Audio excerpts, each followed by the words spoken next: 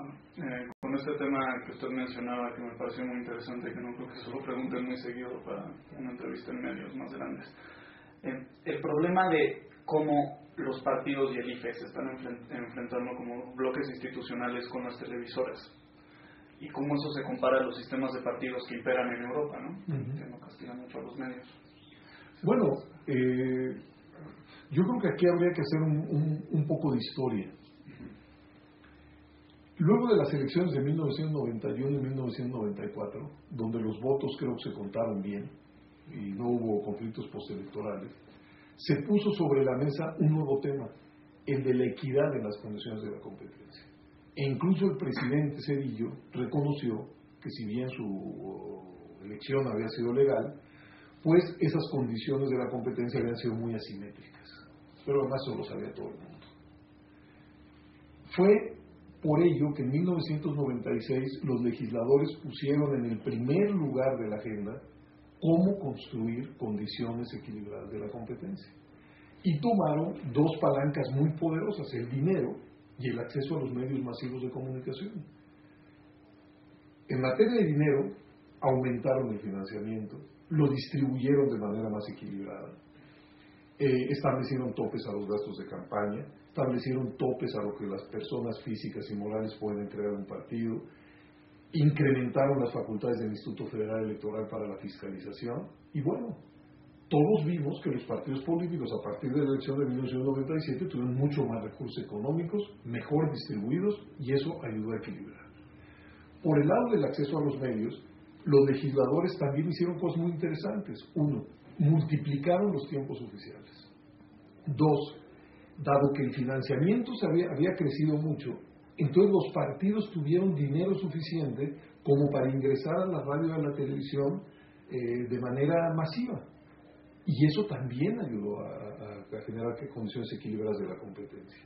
E incluso en materia de noticiarios, que es un tema muy delicado, porque ahí sí está implícito el tema de la libertad de expresión, los legisladores establecieron que el Instituto Federal Electoral diera unos lineamientos a la Cámara de Industria de la Radio y la Televisión de cómo debería ser la cobertura de las campañas. Eran lineamientos que no eran obligatorios, y no lo son, pero hoy se hablaba de que debería ser una cobertura equilibrada, objetiva, profesional, que no invadiera la vida privada de las personas, etcétera, etcétera. Y también se dotó al IFE, el legislador, de instrumentos para que hiciera un monitoreo del comportamiento de los principales noticieros de radio y televisión, para dárselo a conocer al público. Es decir, le están dando estos noticieros tantos minutos, tantos segundos a las distintas opciones. Creo que el modelo funcionó muy bien. Y creo que todo el mundo, y cuando digo todo el mundo, es que no solo en México se reconoce que las elecciones del 97, 2000, 2003 y 2006 han sido las más equilibradas en la historia de México. Ahora, pero se detectó que eso había tenido una derivación perversa. Todo el mundo se dio cuenta que las campañas empezaban a ser cada vez más costosas y que la mayor parte del financiamiento público que recibían los partidos iba a dar a los concesionarios de radio y televisión. Y bueno, hubo la decisión del Congreso de poner un hasta aquí a este fenómeno. ¿Y qué estableció? Uno, que a partir de ahora no se vale la compra de espacio en radio y televisión por parte de los partidos, por supuesto que como derivación de ello tampoco de terceros, eso ya estaba en la ley, pero se llevó a la Constitución, tratando de mantener la equidad en la contienda que tanto nos ha costado como país construir y al mismo tiempo abaratando el proceso electoral. Claro, hubo un afectado, pues que son los concesionarios de radio y televisión, porque esa transferencia de recursos simple y sencillamente se cortó. Y yo entiendo su reacción. Digamos, ellos fueron afectados. Lo que sí ya no entiendo es que pretendan no cumplir con la ley. Eso es distinto. Una cosa es que yo me inconforme con una legislación que no me resulta benévola, y otra cosa es que pretendan no cumplir con esa legislación. Y creo que ese es el conflicto que se vivió durante los primeros momentos de este proceso electoral, y que espero pues sea solucionado. De hecho, ya el propio Instituto Federal Electoral y la Cámara de Industria de la Radio y la Transformación firmaron un convenio pues que intenta de pavimentar el terreno para que las cuestiones fluyan, ¿no? ¿Y no se ve en el terreno electoral donde al fin se dé realmente un choque entre el aparato político y los poderes fácticos que aún cargan, que aún tiene como un lastre? No se Bueno, yo tengo la impresión que lo que se juega en esa materia, no solamente en el terreno electoral, es precisamente eso. Es decir, si los poderes constitucionales son capaces de modular, normar, regular a los poderes fácticos, o los poderes fácticos, dado su fuerza, su implantación, su influencia, van a someter a los poderes constitucionales. Yo creo que en el proceso electoral se juega mucho de eso, pero donde se va a jugar realmente nunca hay últimas cartas, pero sí el asunto de manera más definitiva es cuando el Congreso acabe de legislar en materia de radio, televisión y telecomunicaciones. Como ustedes saben, el Congreso modificó la Ley Federal de Telecomunicaciones y la Ley Federal de Radio y Televisión. Varios senadores se inconformaron por los contenidos de esta y establecieron un recurso de inconstitucionalidad ante la Corte.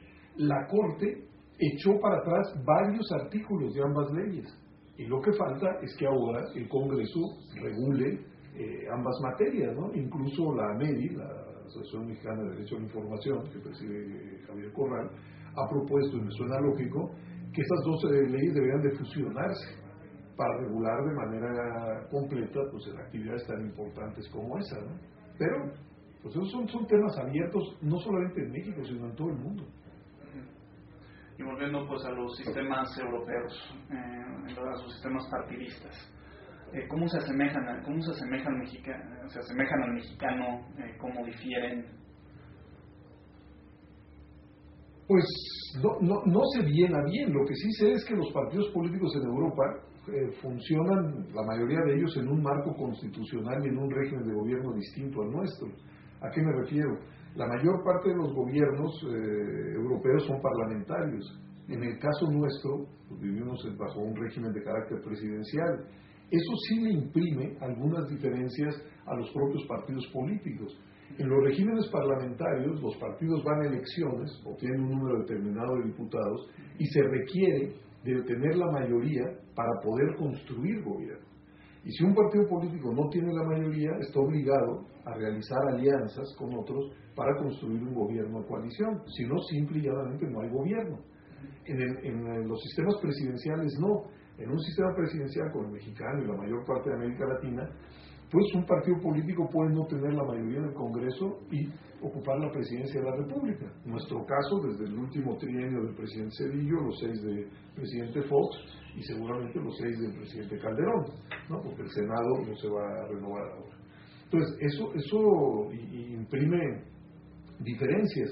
Para decirlo de otra manera, en un gobierno parlamentario es muy difícil que exista un gobierno en minoría. En un sistema presidencial no.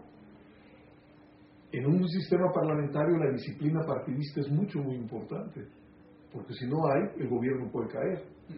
En un sistema presidencial la disciplina partidista puede ser más laxa, aunque nosotros tenemos realmente partidos con una enorme disciplina.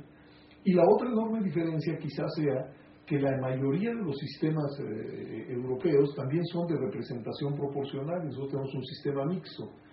Y en ese sentido, aquí sí, pues muchos de los candidatos uninominales, ¿no?, pueden sentir que salen por sus propios méritos, ¿no? El partido les da una plataforma, pero es su presencia, su discurso, la manera en que los ciudadanos los evalúan lo que los lleva a la Cámara. En la mayor parte de los sistemas europeos no, los representantes salen de listas postulados por los partidos, ¿no? Pero creo que nuestros partidos, como los del resto del mundo, no se distinguen mucho entre ellos. ¿Qué son los partidos? Los partidos son redes de relaciones, fórmulas organizativas, plataformas de lanzamiento de candidatos, referentes ideológicos, actores fundamentales en un sistema democrático, y en buena medida la calidad de los sistemas democráticos depende de la calidad de los propios partidos políticos. Pues bueno, esto es una